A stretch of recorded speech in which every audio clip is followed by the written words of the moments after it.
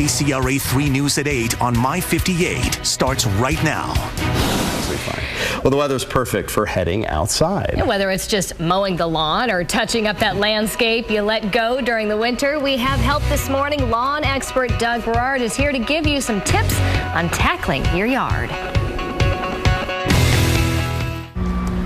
Well, spring usually means tackling your lawn and landscaping. And if you don't have a green thumb like me, then you're going to want some tips. We have a lawn expert or sod father, Doug Berard, here this morning. And usually, you know, that's what I have a husband for. He tackles all of this stuff. I'm teasing. He's going to watch this and say, okay, you've got all the answers now. You're going to need to do it. How has the drought impacted everything?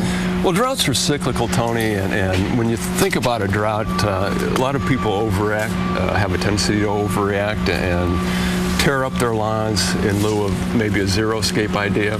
But lawns are extremely versatile. They withstand the drought as long as you're watering.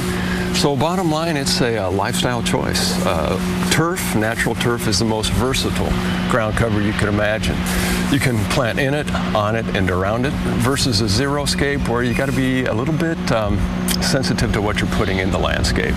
This is gorgeous looking right here. Yes. I am seeing some of this still in the area. How do you revive this? This is a tough go. This is completely dead. The roots have gone beyond dormancy, and it's a total replacement at that point in time.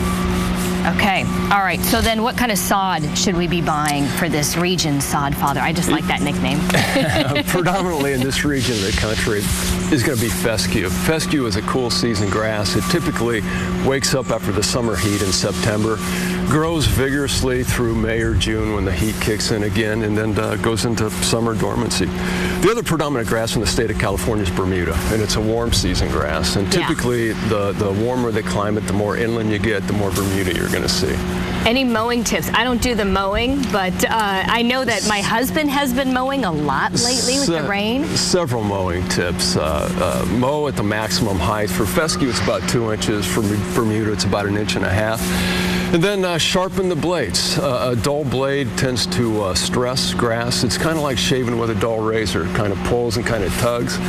And when it stresses the grass, it needs more water, it needs more fertilization. So those are two great tips. The other tip from a maintenance standpoint is the typical lawn needs about 1 inch of water a week.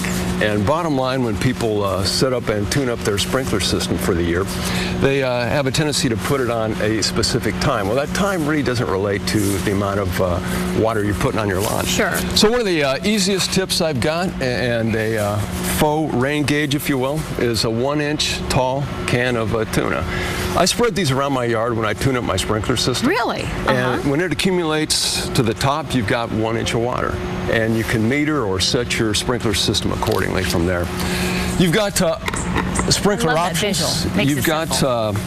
You've got below ground systems. You've also got above ground systems. And if you're using an above ground system, I would highly recommend a timer. And once again, as you figure out what 1 inch of water relates to as far as the timing goes, you're set for the year. The other great thing to do for a lawn, especially with fescue, is you want to fertilize in the fall and you want to fertilize in the spring. You want to use a balanced, slow release fertilizer.